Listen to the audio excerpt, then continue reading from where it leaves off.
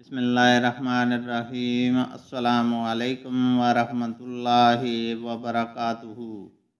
حدیث نبوی صلی اللہ علیہ وسلم ہے، ہم سے حجاج بن منال نے بیان کیا، انہوں نے کہا کہ ہم سے شعبہ نے بیان کیا، ان سے ابو اسحاق نے، انہوں نے عمرو بن میمون کو یہ کہتے سنا کہ جب عمر بن خطاب رضی اللہ تعالیٰ عنہ نے مزدلفہ میں فجر کی نماز پڑھی تو میں بھی موجود تھا۔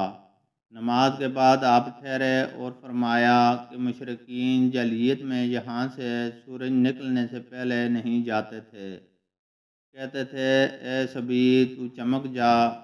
نبی کریم صلی اللہ علیہ وسلم نے مشرکوں کی مخالفت کی اور سورج نکلنے سے پہلے وہاں سے روانہ ہو گئے۔